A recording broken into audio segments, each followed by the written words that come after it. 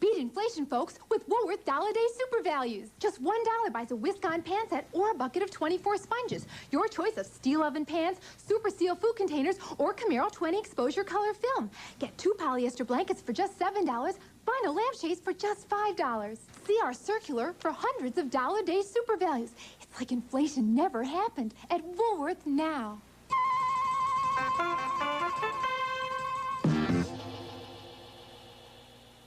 And stay out of the Woolworth.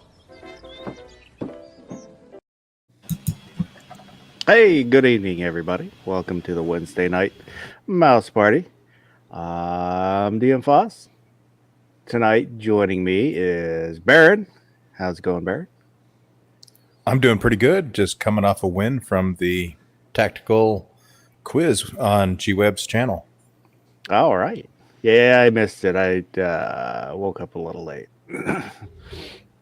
That's partly why we're just a couple minutes late here. I was trying to get everything ready. And also Cowgirl Candace. Good evening. Good evening. Guns and Barbecue. How you doing? I'm doing great. How about yourself? I'm doing all right. As I wake up, it'll probably get better. Hopefully. I hope. DJ, how are you doing? Well, I'm doing all right, but as you're working to come awake, I'm going to work on going to sleep not long after the show. Good to be here, Foss. Thanks for the invite. No problem. And GWeb's had to step away. He'll hopefully be back in just a little bit. But, oh, puppy sounds upset. Yeah, he's in his kennel right now. Supposed to be sleeping. He was sleeping. Something must have woke him up. But so out there, we have Sergeant Joe Smith. Good evening. Gunmetal Guy, USA. DJ was out there in here. He's everywhere.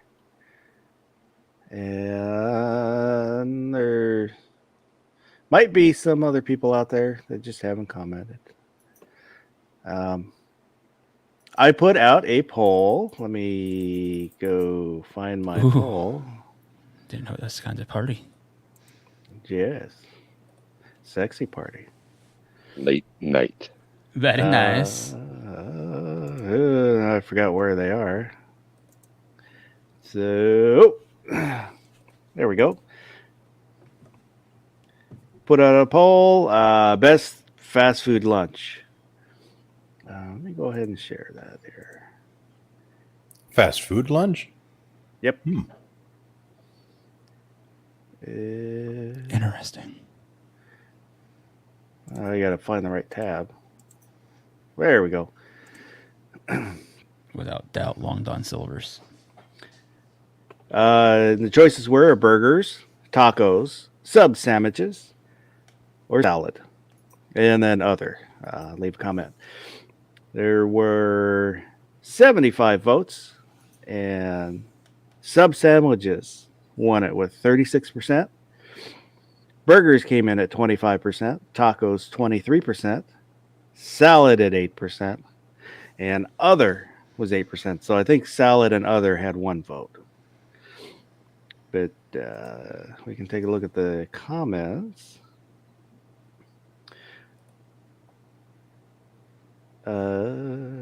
Wielden Well Armed said he kind of skips breakfast and lunch. He does intermittent fasting.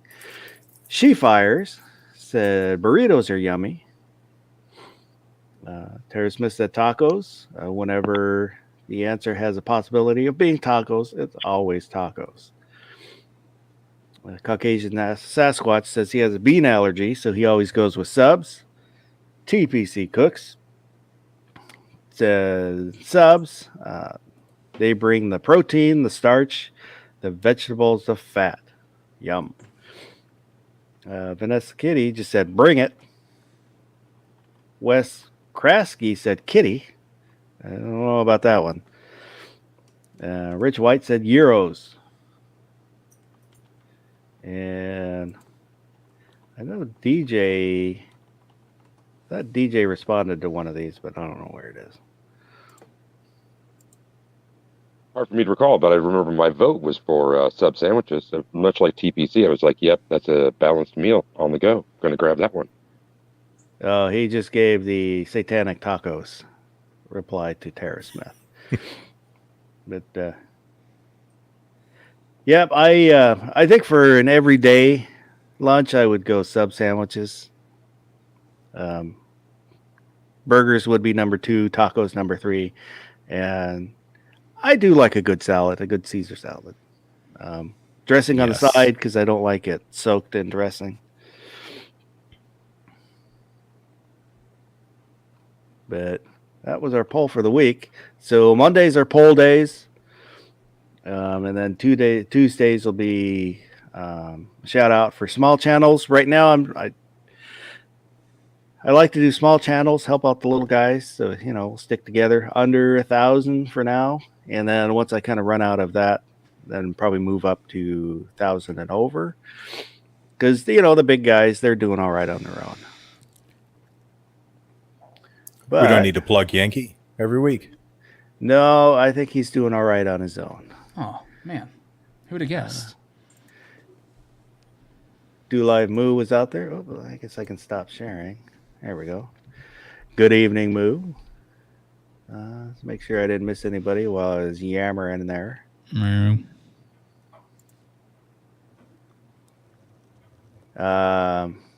So I think for a topic to start with, I want everybody to tell a fact that nobody knows. It can be anything.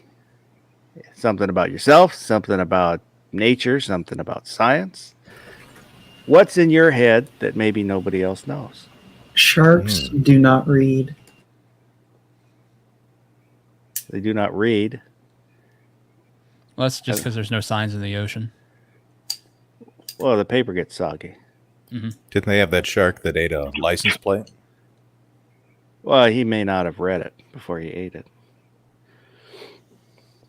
Well, that's what bull sharks, when they cut them open, it's like what you saw in Jaws, where they'll eat anything. And then they can go into fresh water so they can be close to shore. Tara Smith is out there. Says, just checking in. Well, rest up, get better. She had a motorcycle accident. So she's on the mend. It's probably going to take her a little while, but everybody's pulling for you. Yes, yes. Yeah, hang in there, Tara. So these facts that nobody knows, do you just go around the room or do we just blurt them out? Oh, you can blurt them out if you want. Oh, okay. The star Betelgeuse in the Orion constellation could go supernova at any time. It could go supernova tonight or a few thousand years from now still. It's kind of up in the air, but when you think about the overall grand scheme of time, a couple thousand years, it really isn't that long.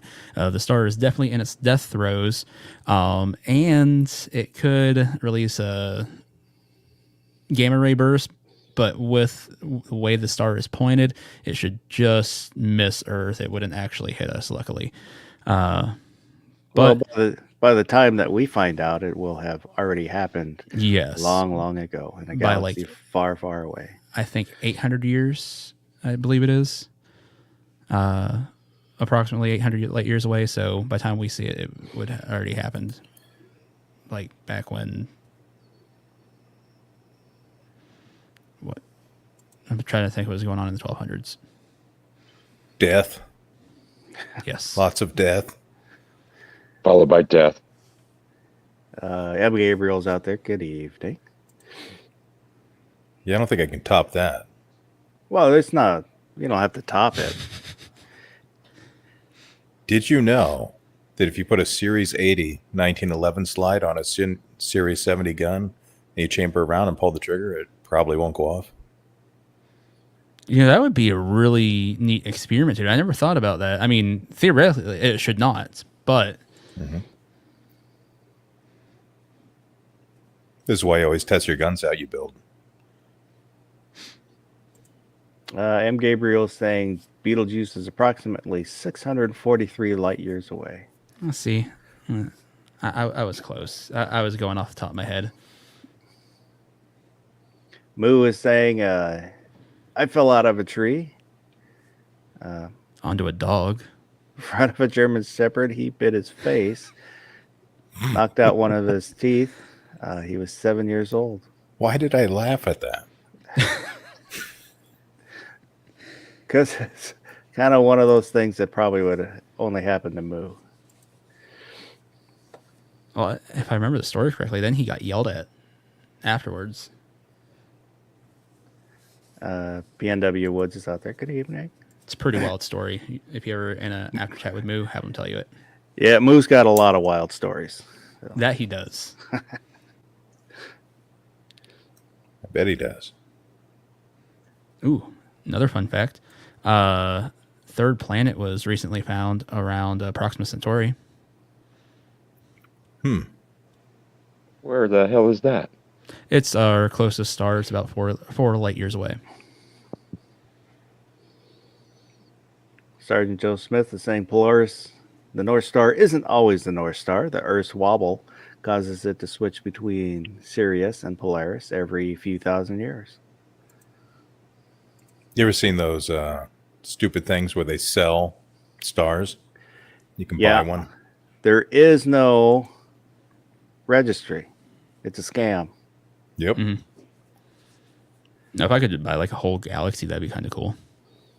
Oh, speaking of scams, I heard in another chat you were thinking about getting a plot in Scotland, a 1x1. Yeah, I heard you Make could sure get, like, you a- do the right company because there are a lot of scams. Oh, I'm sure.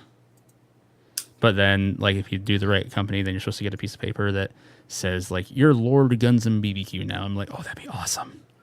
Well, specifically, they'll give you the coordinates of your plot, stuff like that. Otherwise, they'll just say, yeah, we did it. There's a plot somewhere over here. Yeah, it's yours. But, Seven Wonders is out there. Good evening. There's like two companies that sound alike, but one's like out of Hong Kong.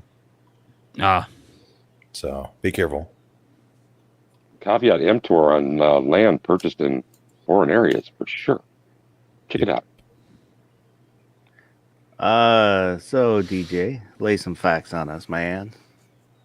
Okay, well, first of all, are there any clairvoyants, at least ones that would admit it on the panel? And I guess G might be abstaining. No clairvoyants? Related to one. Perhaps. Ooh, oh, okay, so like two that are coming kind of sideways into that. Okay, so I'm going to say nobody knows this, except for me right now. What am I holding in my right hand? We don't turn on your camera. Too late. Oh, he turned on his camera. I was going to say a pussy. Whoa. No, the cat walked Cat. by just a few seconds ago, though. Right hand. So Guitar it's not pick. the stranger. I'll show you what's in the left hand. A patch. Nope. A black Sharpie. Always have one nearby. Anybody want to go for the other I color? thought this was supposed to be a that might fact here? segment, not show and tell. It is a fact. and it's show and tell combined. It's big fun on Wednesday night. Anybody? It's the right hand. Yeah, nobody's guessing. Bam. Yeah. What is that? Red Sharpie. All right. That's my What's fact. the fact? That's all I had. The fact is that I had a red Sharpie in my right hand and nobody else knew it. Nanny. What am I holding in my right hand? Incorrect Okay, answers only. Barbecue's got jokes. Check in with him. Taco. Holding a taco? No. Meat taco. Meat taco? Maybe taco filling. Meat stick. So Time for the meat stick. you guys want to hear something funny? At my Sure. daughter's birthday party Saturday, my ex was kind enough to help me make my plate because, you know, it was not readily pointed out what exactly was what, and she was being nice for one of the few times, and she says that there's pasta salad which she made. I was like, okay. I was like, is there cheese in it then? She's like, oh yeah. I was like, did you put tomatoes in it? She's like, uh-huh. I was like, can you make sure I don't get tomatoes? I was like, because those suck. And then I was like, there's cucumber in it too, isn't there? She's like, yeah. I was like, if we could refrain from having those two, that'd be great. I was like, did you put any meat in the pasta salad? And somebody chimes in from behind, and they're like, yeah, we don't think she likes meat anymore. I'm like, no, I'm pretty sure she likes meat. It just comes in the roast beef variety now.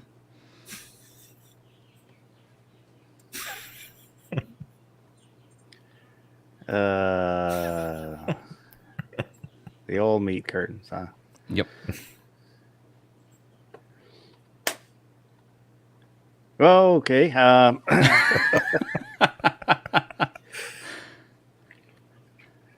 Foster's like, where do Time we for go a from here? gun All right. topic. Well, I'm gonna. I'll give a fact. Give it. Okay. Excuse me. There was a study done looking at grandiose narcissists, and so they brought in a bunch of volunteers. Excuse me. Did a questionnaire so they can find out who out of the people who showed up shows grandiose narcissistic traits. And then they also took pictures of their faces, just, cropped to just the face. Mm-hmm. And from that study, they took another group of volunteers who looked at the pictures and asked them to out of all those pictures, which ones are the narcissists. And out of that study, it seemed to point to the fact that you can kind of tell a grandiose narcissist based on the eyebrows. And the study had more women showed up for this study. So it's, and I don't think they repeated it. So it's, not completely vetted, but it could be either someone with those traits care more about their appearance, so they take care of their eyebrows. But they took the eyebrows off of those people who, the people who looked at the pictures didn't see the questionnaires. So it was just strictly on the pictures. And when they manipulated the pictures, moved the eyebrows from those who showed the traits of the narcissist to people who did not show the traits of the narcissist. The people who did not have those traits but had the eyebrows superimposed, those people got picked, tended to get picked as narcissists. I don't remember. I saw this the other day. I don't remember who did the study or how long ago it was. I just thought it was kind of interesting that you can maybe look at somebody and see if they're a grandiose narcissist. I've been watching a lot of stuff on narcissists lately.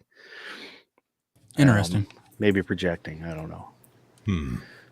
Do we know anyone that's a narcissist in the YouTube gun community? Maybe. Maybe. Actually, maybe a lot of them. Maybe a handful. Yeah. Times But most. I just thought it was curious. Um, but in the pre-chat, Mhm. Candace was asking, where are we? There we go. Favorite carry gun that no longer is in production. Ooh, I like it. Great question. Like, so just to be clear, like actual production or not even having clones made. No clones either. It is not being produced by anybody in any fashion anymore. Okay. I think I got my answer. I have my answer, that's why I asked it. Do you want to go first or last? What do you want to do? I don't care. Go first. Go now. Do it. Alright, I really want specifically the Beretta 86 Cheetah, the double stack 380 with the tip up barrel, Those are sweet. because it's just like a miniature Beretta 92. It's nice for people's smaller, weaker hands.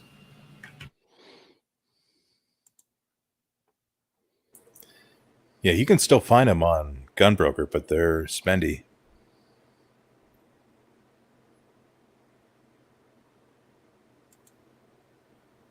I've never seen one up close.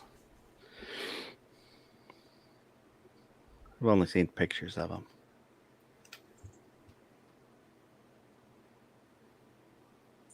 I guess I can go next.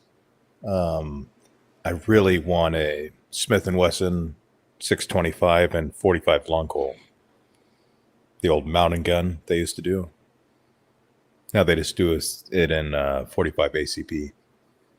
But they used to have one where you do 45 long Colt and you could do 45 ACP with moon clips. I really want one.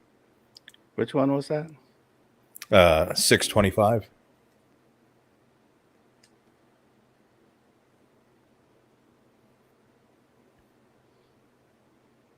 I was looking for a picture of one. Yeah, Google Smith & Wesson 625 mountain gun, and you'll find it. Oh, I found them, but first one that I was going to show it's a 45. But you said a different caliber, didn't you? 45 long Colt. Oh, yeah, this one's 45 ACP. So, did you put mountain gun? Yeah, I did now. That should fix it. Came up with the same pictures. No shit. Oops. Yeah. Put a Oop, 45 LC. I got one here. Boo, boo, boo. I got nothing against 45 ACP. I just want the option to use both. Because you can load the 45 ACP hotter. And, I mean, hang the on. 45 long Colt hotter. I misspoke. So, whoops. Where are we going? There we go. There it is. Ah. It's a nice looking one. Oh, man. Look at that price. Ugh. $570. Is that I'd bad? buy that. Oh. From 2009. Yeah, they're not that price anymore. I wouldn't think so.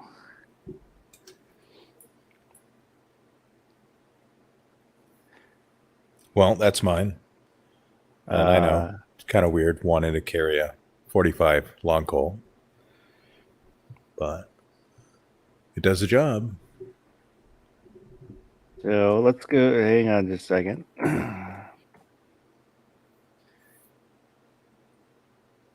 I'll call up Cheetah so everybody can see Cheetah, just in case people don't know what a Cheetah looks like. Those are really cool.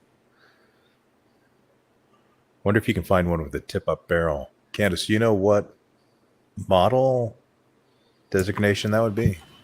The Model 86 has a tip-up barrel. Oh, this one's an 84. So let me go back and put in a Cheetah 86, you said? Yeah, an 86. Emojis. Oh, there we go. Here's, we'll go with this one. Nice big picture. I hate that. They show you a picture and then you can't find that picture. There we go.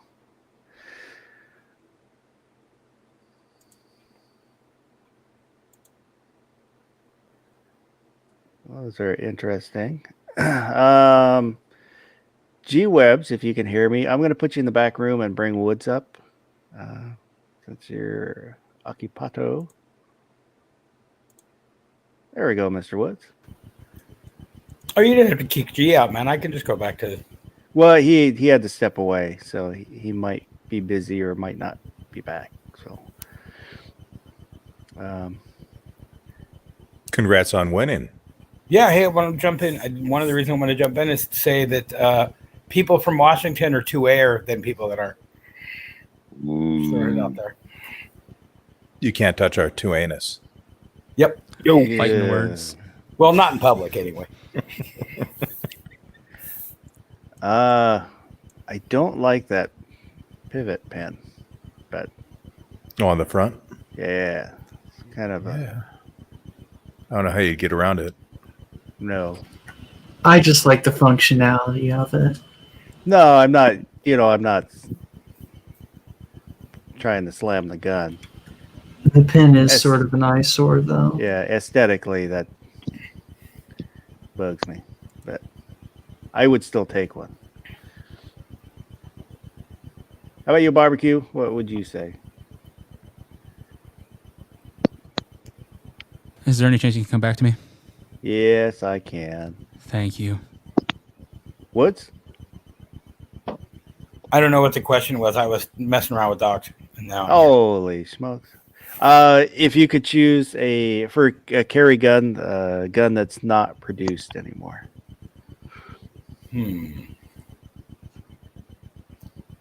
If he'd like to think about it, I'm good to go.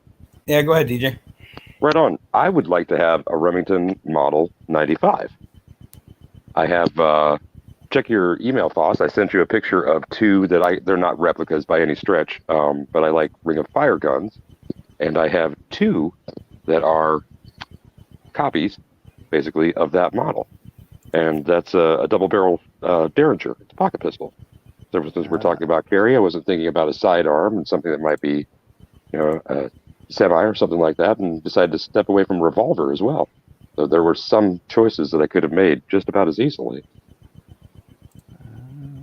Hey, on here, I got the email. I'm looking at it. I just see if I can Pass it through clearances, see if it's usable.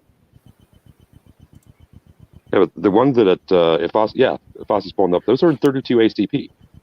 And the action is the same, but I would like to point out in that picture, you see I gave you the side of the case with the release lever. That is a release lever there at the pivot, just behind the triggers.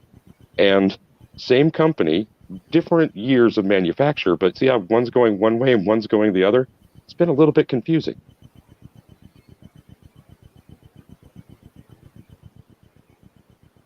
Forward. Each one of them Reverse. just put on That is backwards? weird. I couldn't tell you, and you have. I wish G was here, because he might be able to riff on the whole presence of the Ring of Fire and where Davis, what part they play in that. But yeah, no real idea because like the screws are the same, the other side is the same. The boss on the other side that screw threads into is the same. But otherwise, yeah, I really like those. And another reason that I picked it is I would like to be able to carry, and I would rather have a double barrel than the other one that I have, which is it's a Philadelphia Derringer, and it is not one that I would ever carry as it was my great grandfather's. But yeah, that's single shot percussion. They're damn cool. These though, I wish they were still in production from Remington themselves. Cool. Did you think of one, Woods? That's a tough one because if it has to be, you're saying it has to be a carry gun, right? Sure. Those are the rules. Yeah, carry gun. It's no longer in production. Well, I was thinking Smith & Wesson Model 10, but wait a minute, they still make those. Yeah, they're what's that? The classic line. Yeah. So I guess one of the cooler M&P with the little thing on the end of the handle, Well, like they made them back in the day. They're a little different now. But what if I have a cop out for Woods? what's that? Model 10 with no Hillary hole. Ooh, that goes for all Smith & Wessons. Yeah, true. How did it get the name Hillary Hole?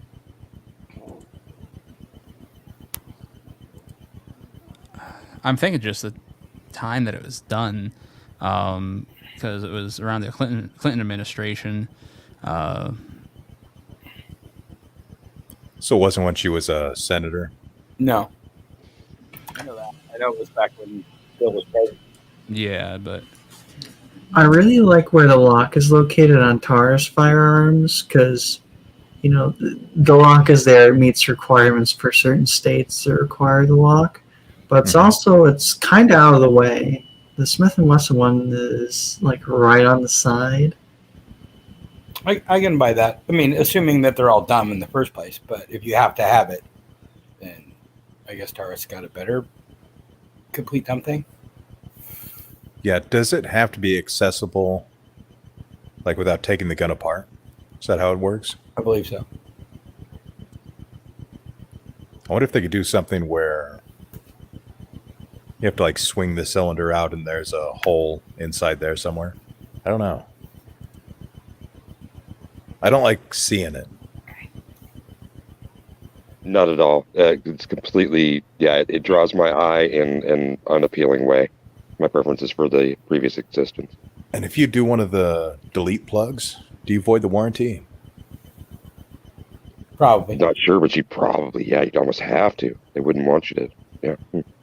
What would you do 'Cause if you were them? Wouldn't you say, yeah, you voted the warranty? Yeah, because you disabled a safety Right. mechanism. Yeah, I'm not going to say it's okay. Disable safety stuff and not get sued. Even if they agreed with you, they shouldn't do that. Has anyone ever done that? I don't know if Oh, it one of should the delete void kits? the warranty. However, if something were to happen with that firearm, you might open yourself up to more possibility of negligence. Mm-hmm. But I'm sure that they probably have something written in there where they could, you know, in the warranty policy and whatnot, where they could probably say, yeah, well, it's a warranty if you do that. I've installed a safety delete on 1911. Oh, really? Which one did you delete? The grip safety? The safety switch. Oh, no kidding. Yeah, I shot the handgun and the plunger tube fell out. Oh, yeah. What do you think? Is a 1911 safe with just the grip safety? I don't like the grip safety, so I'm going to say in my case, no. I I want would- the other. I personally would carry a firearm with just a grip safety, like the Smith & Wesson EZ 380 and 9mm. They have models that have just a grip safety. Those are also single action, only hammer fired handguns. Yeah, because there's no way this is going off unless you depress the grip safety. Yeah. I don't know. Watch me shoot myself in my foot right now. Follow all 4 rules of firearm safety, folks. I was just trying to read up on the Hillary hole because I couldn't remember.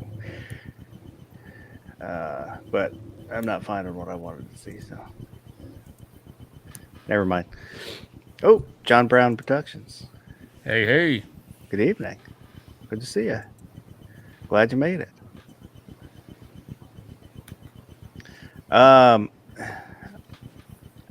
For me, I don't know.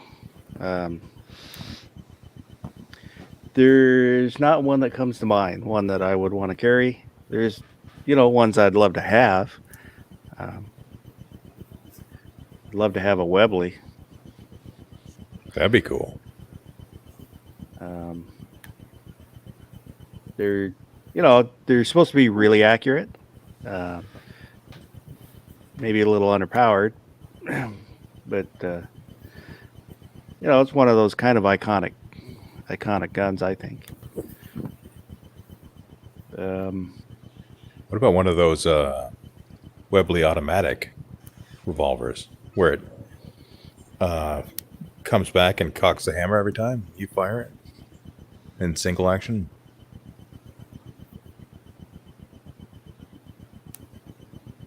That'd be cool.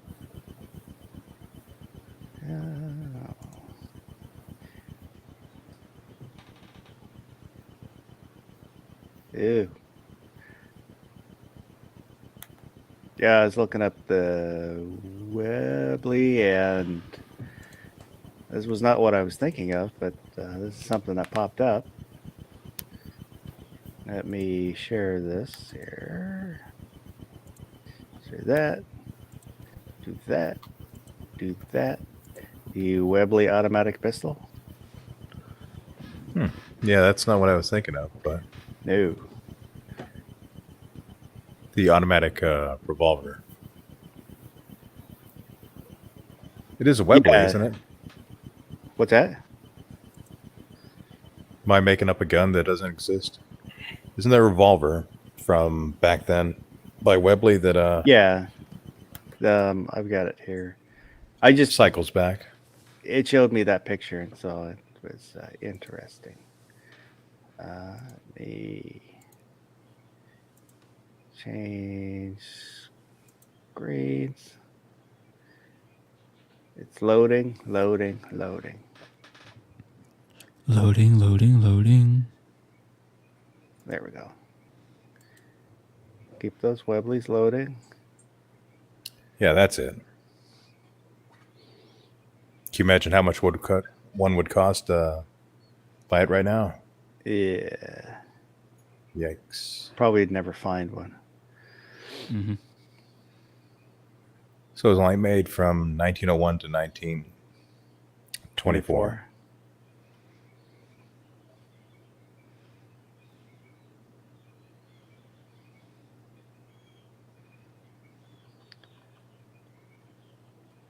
I wonder if you could chamber that in 45 ACP. Which one's the Webley that Watson was supposed to have carried? If he was a real person. Who? Watson from Sherlock Holmes. Oh. They talk about in the book that he needs to take his Webley because he just got back from the 1898 Afghan War. I got no idea. We can Google it. What revolver? That series is coming out of copyright pretty soon. What? Sherlock Holmes. Sherlock Anyone will Holmes? be able to use them. The first hit from the Firearms of Holmesian Canon says 45 caliber Adams.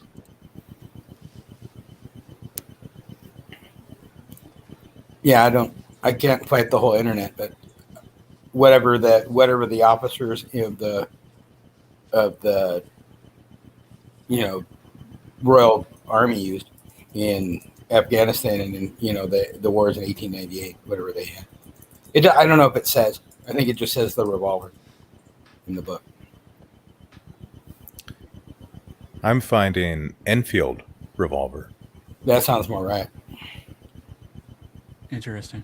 Also shows Webley 45 British Bulldog. That could be it. I'm gonna feel like I'm just gonna go with it's that. I'm gonna put that in my brain because I like that the best is the best answer. It doesn't have to be true. If it's not, it should be, right?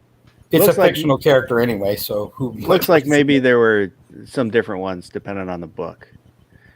That's what it's looking like.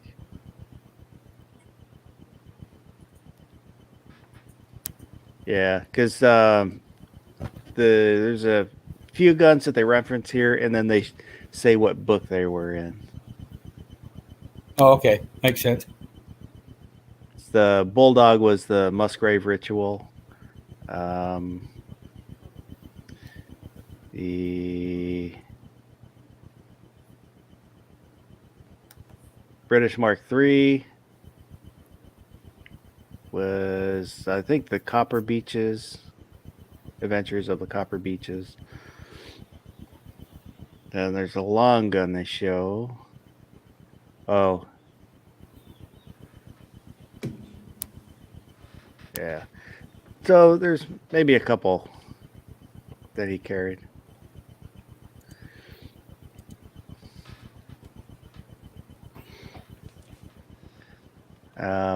But yeah, I don't. There's nothing that comes to mind. One that I would want to carry.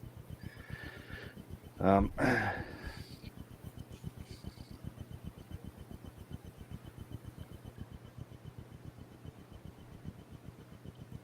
ready to give my answer whenever. Go ahead, please. Oh, okay. So after a lot of deliberation here, I thought about going with a volcano gun, but figure that's probably going to be really hard to find ammunition for. Probably wouldn't be the best carry gun nowadays. Thought about using that cop-out, going with a Model 29 Smith, pre-Hillary hole, because 44 Magnum, like, heck yeah. But like I said, that is a cop-out, so decided against that as well. So I finally settled on the SIG P239 and 357 SIG. That is a very, very close second or third for me. Nice choice. Thank you.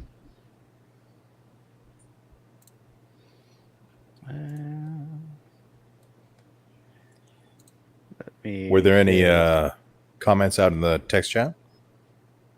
People send their own. Like, barbecue has amazing taste in firearms. Yep, we know. This is kind of close in here. That picture doesn't really work. Yeah. Let me see if I can grab one that's not quite as large.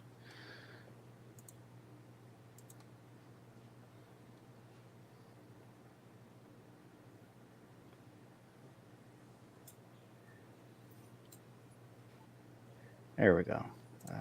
Should be a little easier to see. There we go. This one's a police trade-in. This one's in 40, but Yeah, a lot of them you find are in 40. Should be easy to just do a barrel swap on it, right? well, are you going to find a barrel to swap? See, that's what I've always been curious, because I mean they did make these in 357 SIG, but does that in itself make it hard to find a manufacturer that's doing replacement barrels for these, so you could swap out the 40 barrel with 357 SIG barrel? I don't know. Could check eBay. That would probably be a great place to look, actually. Yeah, it's one of the first places I look for barrels.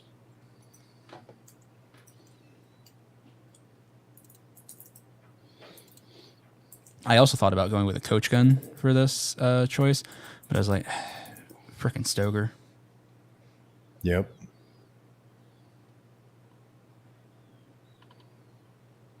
My boomstick is amazing. How's your SKS? Stupid commie gun.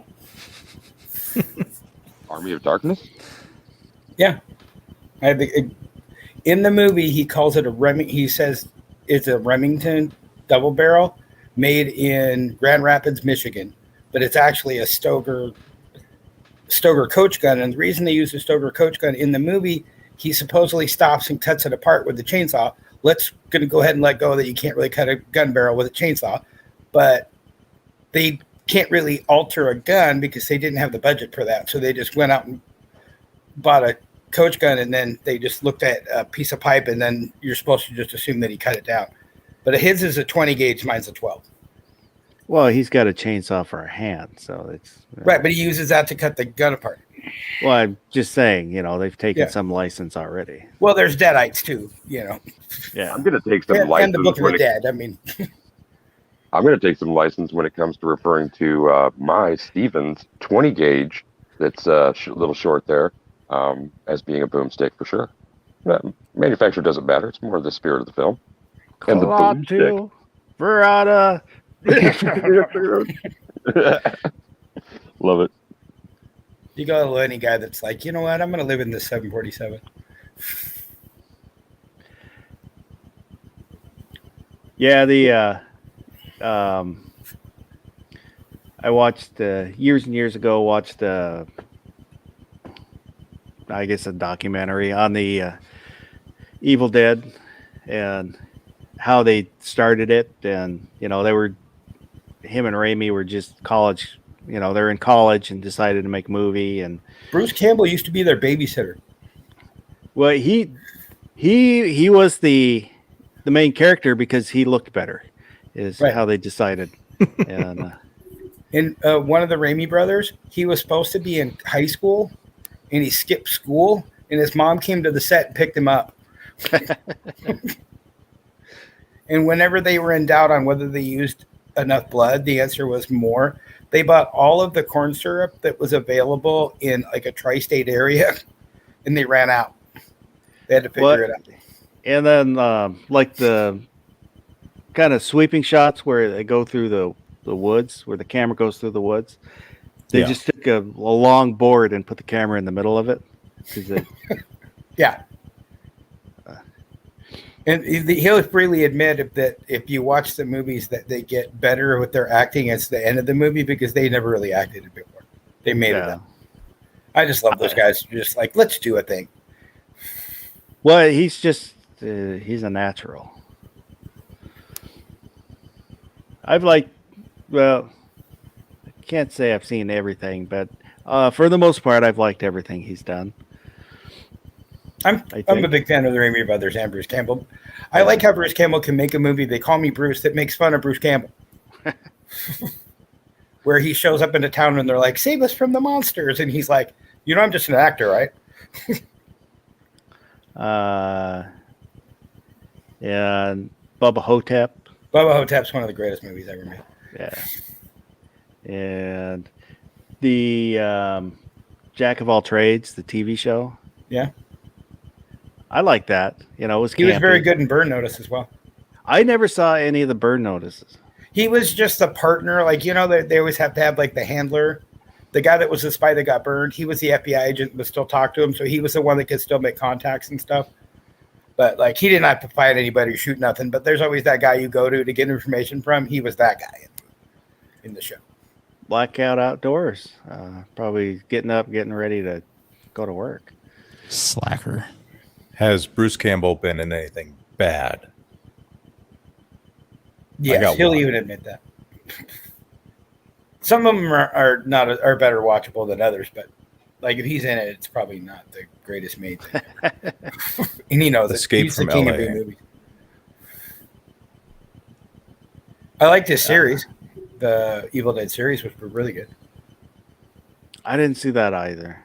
It was good. I liked how it was like he had to come to grips on being Ash, and like what that happened to like his family and like. He had a family. Well, like he goes back to the town, and the town thought he murdered those other kids. Because all they know is their kids got in this big green car and went off in the woods, and then they were dead. Gotcha. How does that And work? then the Deadites attack the town, and he saves the town, kinda, but he destroys a lot of it. Remind me. Did he go to a cabin twice with two sets of kids and they died twice? Well, like the first one they made on almost no money, and then the second one they took all the money from the first one and made a way better movie. And there's some stuff they're like, well, but he does eventually that weird cabin. They go back to it in the series. They explain why it's that cabin. So, like in the series, is it just 2 Army of Darkness and then the series? They don't count 1? Well, really, there's still 3 too, right? Huh? So Evil Dead 1 and 2, and then Army of Darkness. So 3 movies. Yeah, I'm just trying to figure out, in canon, did he go to a cabin twice with 2 sets of people? And they all died twice? No, he just went once. Okay. Because Evil Dead 2 is just the next day, right? Was it? Yeah. It's been so long. It has been a while. I'm having trouble keeping track of them. You guys are throwing them about like you saw me yesterday. Damn. Last week might I have to go forgot how back. the Predator got killed in Predator. So We see a I'm lot of losing it. films. We see a lot of films. You know, that makes Danny Glover, he's a Predator now.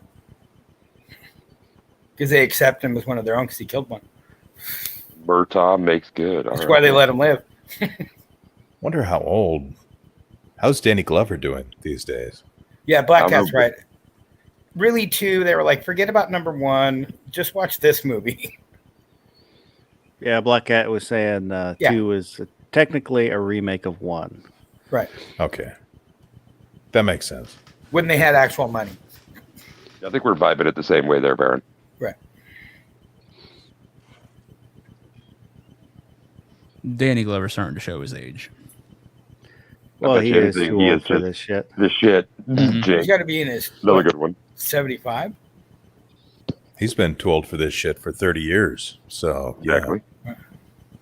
Well, he was only in his 40s when he said that originally. Wouldn't it be funny if they made a sequel?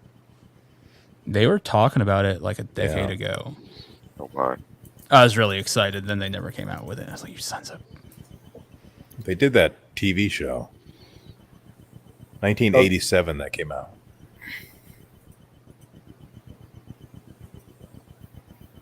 So It's a they good do a year for reboot the of Lethal Tactical Weapon. quiz show.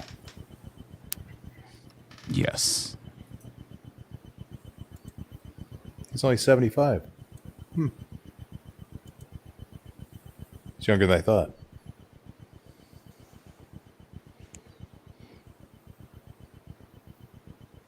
When somebody like prop this before Joe Pesci like rolls over too, because that guy's getting super old, and him reprising a role from what was that, the second film, would be like too much. Okay. Loved it. Yeah, those Yeah, I think little he's features, done you got to acting. watch for those guys. Easy. Yeah, Yeah, he said he but- was retired. But don't you think if Scorsese tapped all those guys on the shoulder one more time, that they wouldn't just like, by walk or by wheel, by whatever means necessary, they would be like showing up to do a film. I got an idea. Hollywood could come up with this thing called an original idea. Just throwing it out there. I know it's crazy. You banging on Scorsese specifically there, man? One of my favorite directors and stuff. Let's just stop with anybody that if it's a movie that from back in the day. And we need to quit with the superhero movies. I think we're good now. Can we have You like got to have something for the kids to watch, right? the kids watch the same things over and over again? They'll be fine. Well, as long as it makes money, they'll keep making it. Yeah, Pesci retired in 99, it says. Holy. Okay, then maybe not. And he came back for The Irishman. Scorsese asked him to come do it with That was a De good Niro and Pesci. So like already been And, done then, what I proposed there. Right Yep. on. I hadn't realized that. That was already played that card. Irishman was 99. The Irishman was 2017. Oh, okay. No, wait, 2019. Who else? Al Pacino was in that too. He played, God, what's that guy's name? The union boss that disappeared. They Hoffa? never found him. Yeah, Hoffa? him. Yeah. Have you seen that movie? I Yeah. The haven't. Irishman? It's okay. Oh, Irishman, I'm not sure. It's long. I recall hearing not good reviews about it, but I don't know. 209 minutes. Well, but check, wasn't it like 19? Okay, Raging Bull was like 1980, and was that the first film that those two did together? If we're gonna go with De Niro and Pesci, like that might have been their first one. If not, it was damn close, and an early one for Scorsese as well. So that's a long, 80 to, reprising, or like in that same universe, so to speak, in 2017, 19, whatever it was. Barbecue, do the math. Isn't that like damn near 50 years? No idea. Wasn't listening. Oh, right on. Yeah, it's 49 years. Yeah. Whoosh. It was his Healthy third career. movie. Third. Pesci's third Wow. movie was Raging Bull. I can remember, and that year, like, didn't it grab like Best Picture, Best Director? I think it banked like a couple, 3 Oscars that year as well. I mean, I was really, really I young, check. but I can remember the poster, especially. It was in black and white, or at least Best the one that I can actor, remember. best editing. Well, then He I got guess nominated for everything though. okay. Well, I guess standing on the shoulders of one of my favorite actors, Robert De Niro.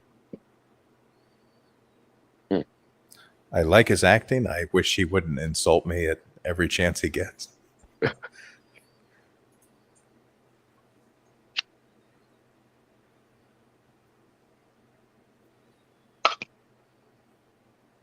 So like here's a good film, question. roll with it then, and then after that, I might have one to go as well. What's more rewatchable, Casino or Goodfellas? Hardcore prejudice here. I have to go with Goodfellas, and I have seen it. Oh, I can't even count the number of times. Barbecue couldn't do the math on that one. I would lean towards Goodfellas.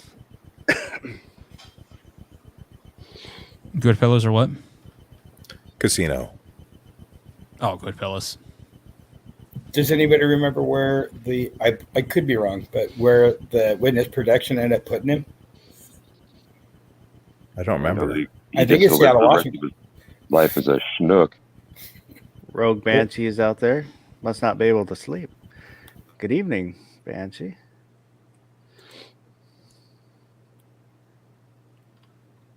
Well, I got to pick Casino. You gonna back that with something more? Um, Back in your back. Come on. well, it's not really a spoiler. Joe Pesci dies in both movies, right? I Yeah. like his end in Casino more. Just So a refresher on that. in on that scene? Goodfellas, he just gets shot in the back of the head. Mhm. He walks in a house, they shoot him. Casino is brutal. I don't even. Do you even want me to go into this, Foz? Is that the cornfield scene? Yes, with the baseball bat. Then okay then. Yeah. They take out his brother first, make him watch, then they go after him. And the sound, yikes. The Foley for that. Wow. Been a minute since I've seen that one too. But he was kind of the bad guy, I guess, quote unquote, in that movie. If you can say anyone was a good guy. And I don't know. It just felt like a better end to the bad guy of the film. Does that make sense? I mean, it's a true story, so it's not black and white. Well, Goodfellas was a somewhat true story. Well, yeah. I'm just saying, those movies don't really have good guys, bad guys. They're just all levels of dirtbag. Yeah. He was definitely like an 8th degree dirtbag. Yeah. Pesci was the type of dirtbag that dirtbags hate in both movies. Remember the scene? Shine my shoes. Oh, for sure. I was a psycho. I don't know. That kid was really lipping off to him. He had it coming. Seven Wonders says he caught Goodfellas on network TV and basically a silent movie, heavily edited.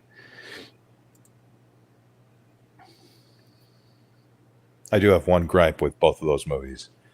I wish it was chronological. I hate the going back and forth. Sergeant Joe Smith brings up Suicide Kings. Suicide Kings was okay. Is that the one with the kidnapping? Yeah. Yeah. The best part was what's his face, the comedian.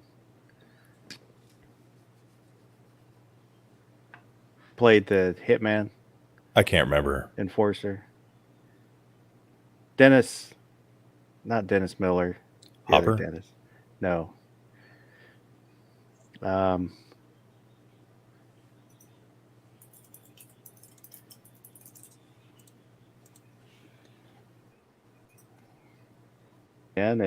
Leary. Dennis Leary, yeah. Yeah. He did a good job in that, I thought.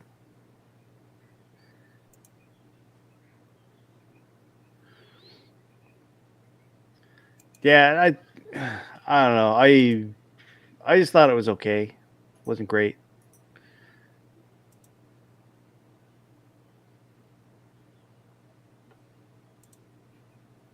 Yeah, Seven Wonders is talking about De Niro's F Trump rant he did. I don't really listen to actors. Yeah. That's That's one of good the advice. tough things, that there's lots of really good actors that are just shitty people. Alec Baldwin, I think he's a good actor, but he's just a complete asshole. So if I, for the most part, try and separate their personal lives from their on-screen performances. Mel Gibson. Yeah. That was a bummer. Yeah. The Patriot and all. Hard to come back from that. He did. Yeah. Is he acting, though? He's doing those... I wouldn't say he's acting in anything big budget anymore. He did direct. Or was he actually producing? Like Apocalypto. Somebody else directed that, didn't they? I don't remember if he directed it or just produced it. I think he pulled a Return of the Jedi and backseat directed that movie, but had somebody else do it for him. Apocalypto was a good movie. Amazing. Yeah. I don't think I ever saw Passion of the Christ. I saw it in Apocalypto makes me theaters. think of a band I like. Wow, that's another long one, wasn't it? Apocalypto? Passion? No, Passion. Well, both, yeah. I remember I saw Apocalypto in the theater. I do recall that, and that was like clocking somewhere around 3 hours and such, wasn't it? But what about Passion? Got to look that up. Yeah, that was as long. I never saw it in the theater, so I'm not sure. But yeah, when was that arrest in I mean, we're talking about Mel Gibson. That was like almost 20 years ago or so, wasn't it? Yeah, it was the That's early okay. 2000s. Early 2000s. There you go. Yeah. I'd forgotten about that till just now. Personal life. I'm guessing it's under personal life.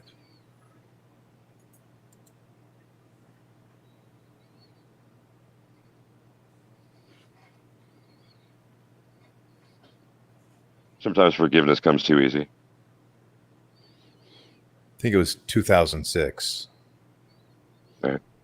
Especially for public figures like that, people in entertainment, and somebody who had a career where it's hard to, walk away when you really should. I mean, it's up to everybody, in each person's own estimation, for sure. But yeah, resurrection from issues like that one are kind of surprising, well, shocking sometimes, actually. Yeah, Sergeant Joe Smith is fixing to get slapped. He says he can't wait for G.I. Jane 2.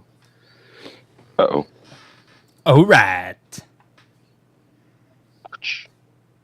What was his biggest movie since that happened? Hacksaw Ridge? He directed that. That wasn't bigger than Passion, was it? Well, I guess Passion was before. I don't box know. office US versus box office world, and taking a look at home country, stats and stuff like that. I am simply not that familiar with films. There's so many that I missed. You guys inform me, far more than I am able to do so for you guys, except for some of those classic '80s films, right, fellas? And Foss, you're like talking about movies and such. You missed a tactical quiz that was on firearms from what year was it? '86. Mm-hmm. Could have been chalking up another win potentially. Yeah, I woke up late. So. As I heard. Yeah, the high score was 80% on that one. Not bad. Thinking about it, his biggest acting movie since that incident was probably We Were Soldiers. You ever see that? I did. Vietnam movie. I did. Good movie.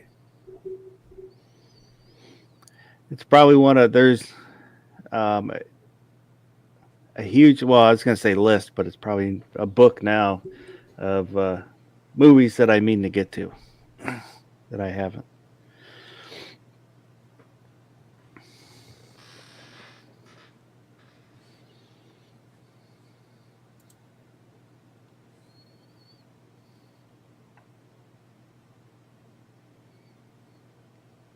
So, Foss, do you mind if we stick around in firearms and films for a minute? Sure. Right on. I was really tardy to the party that Chris from the 740 was throwing. It's a lot of cats that hang out on a Wednesday night. They talk reloading and such. And for the brief part of the back chat, I did get into. They were talking about, well, one person, I think it might have been AR Guns, not sure, had brought up how his appreciation for Clint Eastwood, and we were talking about at the age of those that were on the panel, and myself included, we're over 50. So we're talking about some of the things regarding aging actors, and that's kind of what we're going for here. So, in keeping with Clint Eastwood being a movie firearms kind of guy, and some of them being really iconic, can we go like once around the horn with our favorite Clint Eastwood film and the firearms in it, or firearm in it? That's a good one. Yeah. Oh, you're a dick. My favorite is probably Good, the Bad, and the Ugly. I really like Outlaw Josie Wales. That's a close number 2, but the Good, Bad, and the Ugly, and I couldn't name all the guns in it. Well, I'm going to go straight for Josie Wales. That's my favorite. It's my favorite Clint Eastwood Western. And 4 revolvers, and 2 of them, those big Colt Walkers. I mean, that guy is like, I don't know how actually tall he is, but on screen, he is tall and gaunt. And the way he's flipping those things out, because those Walkers are huge. Yeah, I've got an 8x10 where he's standing. He's got his arms crossed, and he's got one pistol pointing up, and then one across from the movie. The way he was manipulating those, on film was just really great, and also the exchanging the cylinders on those things, and then he had 2 others. He had 4 or 5 revolvers on him at the time. Ooh, I just thought of a potential part 2 if we decide to stick with firearms and actors and favorites, or maybe for another time. Ansel M. Gabriel, yeah. I don't know if you're talking about the meme where everybody's kind of looking. That's the Good and Bad, the Ugly. Yeah, great movie. Yep, wonderful movie. This is so hard.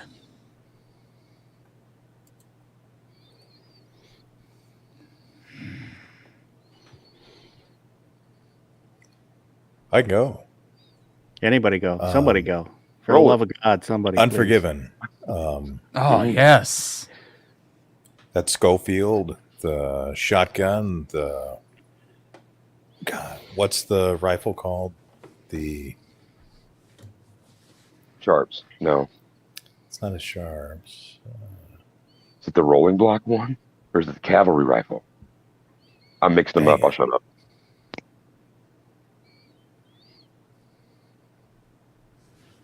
Hey, Candace, you wouldn't happen to know what the lever action... It's like a lever action falling block. Like a falling block, yeah. The heck's it called? Dispenser. Yeah. Bang. There you go. But that scene when he goes into the bar and he's pulls the shotgun on what's that guy's name? Little Bill. That's awesome. That's my favorite movie with him in it.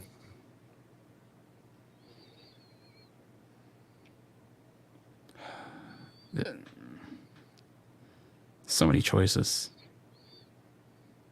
And I have to pick one.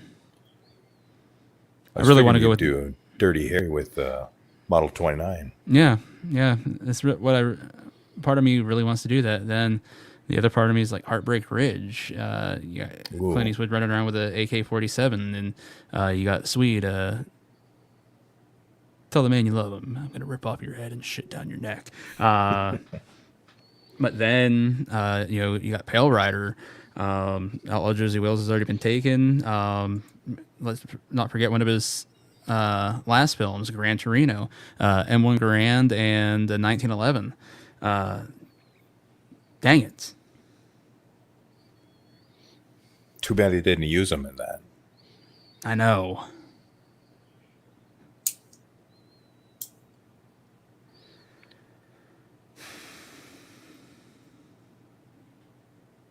Kelly's Heroes. That's a fun one. Mm-hmm. And A Few More Dollars. Fistful of Dollars. For a few dollars more. Sergio Leone in the house.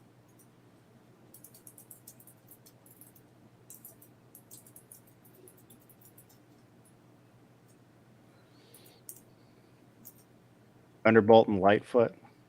I think I'm going to have to go with... That's a good one.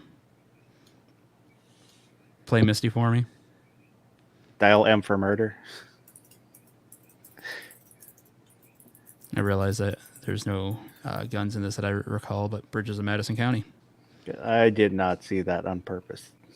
Never seen that. Shotgun. I was very young when I saw that, so Is there a firearm in it?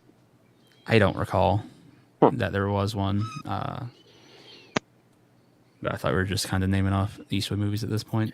Yeah, that's what it's. I think I'm going to have to go with Pale Rider. Just the preacher character is incredible.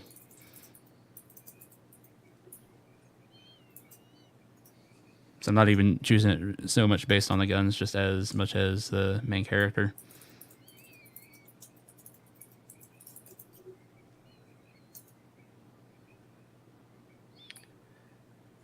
What's the one where he is like a Secret Service agent, and I cannot think of the name of it. In the Line of Fire. Yes, thank you.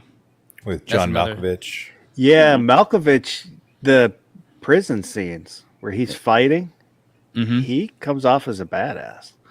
Hey, let's not forget the awesome pen gun in that movie. Yeah, it's probably what Biden watched before he did the ghost gun ban.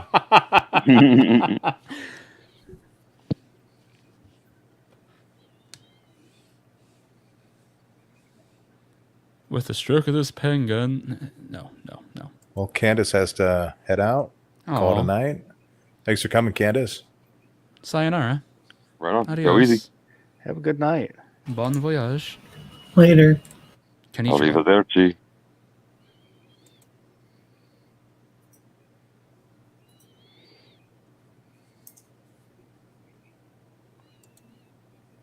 Was there any firearms in any which way you can? I feel like there was. Oh, wow. Shotgun. I would- Oh, because the mother, she comes out and clears off somebody, but probably the Black Widows with a shotgun, doesn't she? At a minimum. Damn. Any which way you can, or any which way but loose. Uh-oh. Either. Well, was she in both of them? Because she was quite old in the first one. Not sure. I don't even remember that actress's name. Just character actress did like a ton of stuff. Their family was hilarious, up to and including the orangutan. That was Can we where my- count American Sniper as a Clint Eastwood movie since he directed it? Have a good night, Sure. Seven Wonders. Because there's some pretty awesome guns in that movie. Clearing a house with a AR-10. That you got Chinese grenades, all kinds of amazing stuff.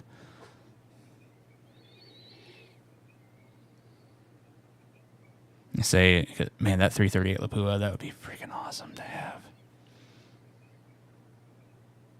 Didn't they start filming that before he died? Yes.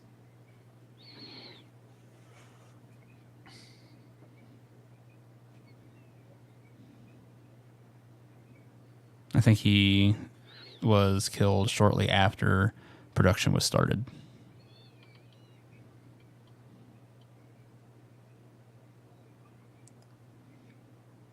Sergeant Joe Smith asked, Chuck Norris or Clint Eastwood?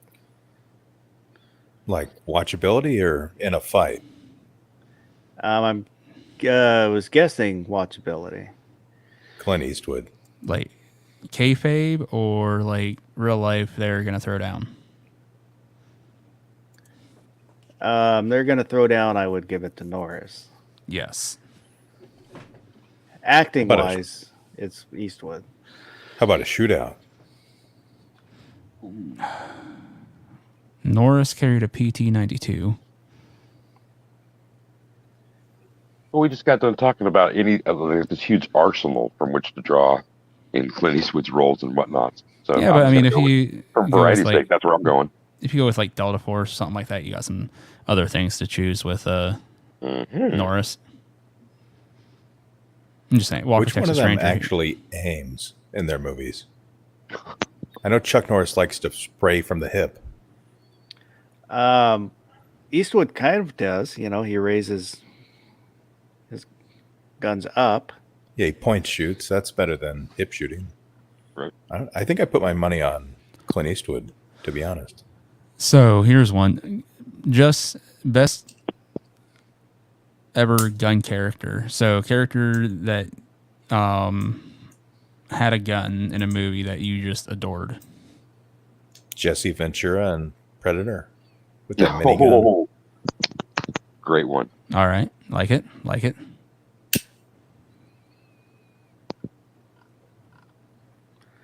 Well, I'm going to go dark horse.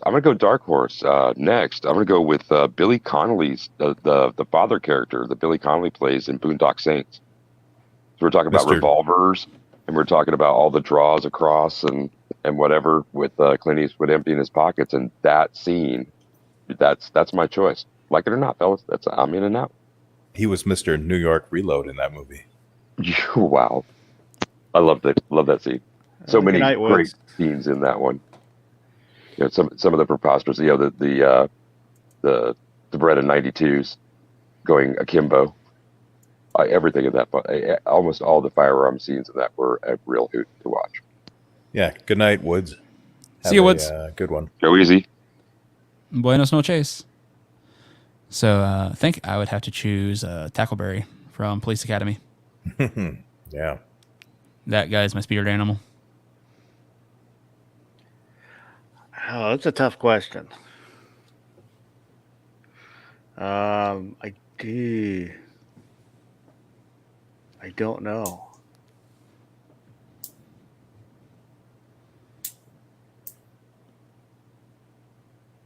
Yeah, because I like Baron's answer. The minigun. Shit.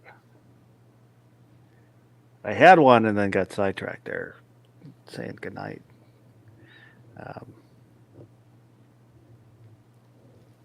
Wow.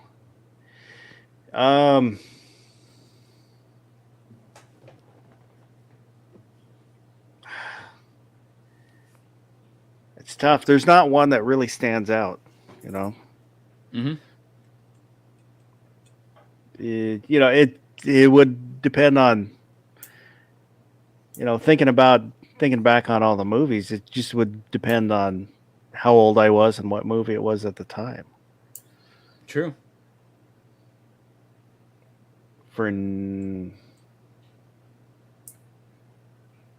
I don't have an answer. The question is moot. So says the mouse. So say we all. My reason for choosing Tackleberry, like, he is my inner FUD personified. So You'll where'd go you to get school that? now, mister. My mom gave it to me. Shoots a gas grenade in the car.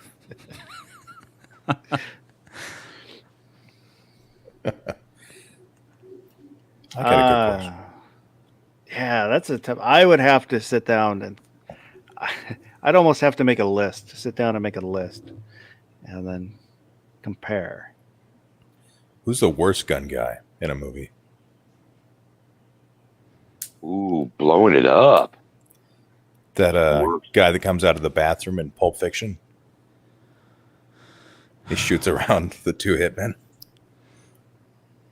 Yeah. I the guy thought he with the comes out with the revolver. Comes out Yeah. of like bedroom maybe or something. Yeah. I always thought he had blanks. My initial thought, as soon as you said that, was Corky Romano, but then I thought back to Dumb and Dumber when Harry gets up with the revolver and shoots all around the bad guy, Oh, yeah. and then the FBI comes busting in the room. What if he shot you in the face? Yeah, what if he shot me in the face? That was a risk we were willing to take.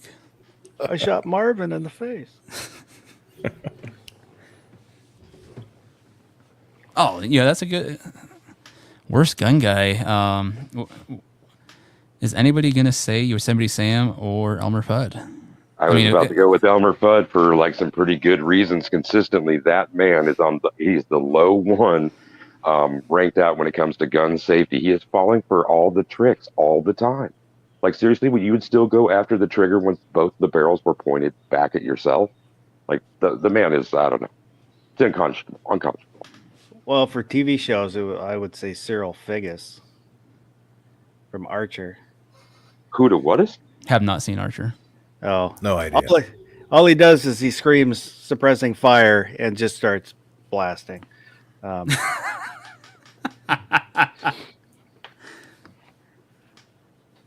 that sounds incredible already.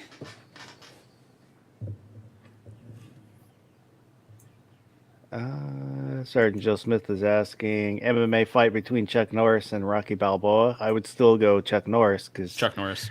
he was actually a fighter. MMA. Well, Great. Rocky was a boxer, Mhm. but I would still give it to Norris. Do you remember what was that, like UFC 1 or number 2, where you had the boxer and he only had one glove on? Do you remember this? I don't remember that cat. I saw the first like 20 whatever of them. Boston had like Jude also. He had like Yeah, I a glove saw- on his right hand so he could grapple with his left. I don't, I don't understand why remember you'd have the glove. one glove, but yeah. I remember Dan Severn having that high, the high handhold thing when he would come in and kind of be like clubbing at people. And I know that he wore the knuckle gloves, the padded knuckle gloves. That's what my attention was drawn to there from the past. Somebody look it up though. I'm really, really curious because I really did enjoy those, especially the early ones. They would go forever and ever. It wasn't as if with those events, you did not get your pay-per-view money's worth. Dan Severn was a beast. The beast. Yeah, Hoist Gracie just blew. That was just mind blowing. Art Sorry, Bob. Jimerson, UFC 1. I guess forgettable for me. It was basically the until they sold the company to Dana. It was the tournaments were an advertisement for their school. So the rules were crafted to benefit the Gracies. I'm not diminishing their skills. I'm just saying that was Bill Superfoot Wallace was commentator on the first one, and he was not asked back because he kind of criticized it. Yeah, doing the deep dive on UFC history. Dig it. I watched the first few, and I haven't watched a lot of them. Stopped watching them after that. After a while. M. Gabriel's gonna hit the sack. Have a good night. Yeah. Good evening, sir. Can you imagine this? Going out there with one glove. I guess he had it on his left, but yikes. It's probably just because that's what he knew.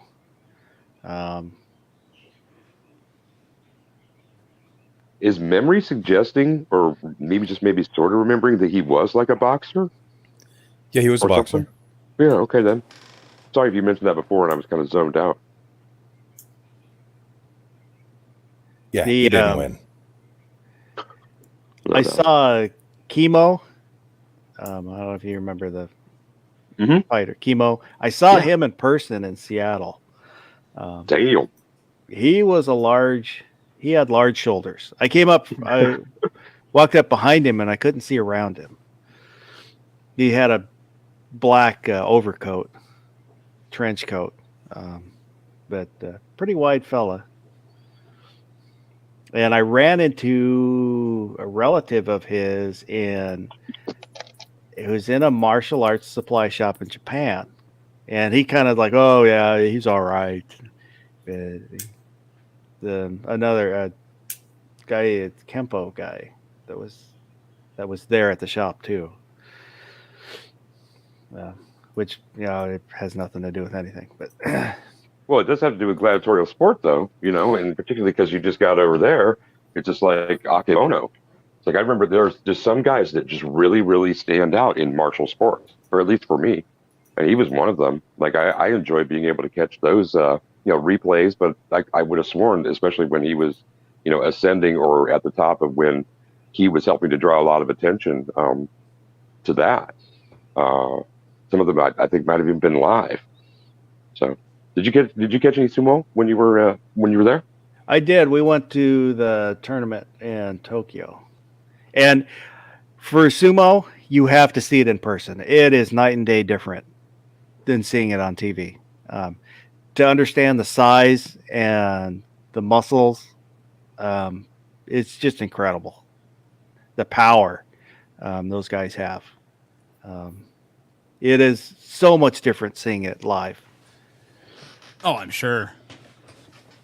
Well, because of my interest in coverage that would have been about that same time that I'm mentioning, remember seeing at least one or two documentary or shorts or specials on the lifestyle, the sumo lifestyle, and how some of those things were organized, and also some of the features on Akebono himself.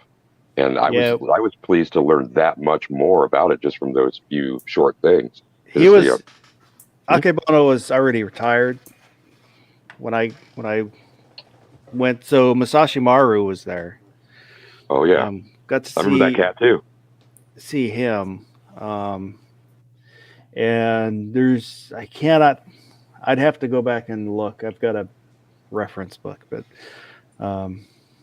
another guy who you might recognize the name, Japanese guy, but yeah, for sumo.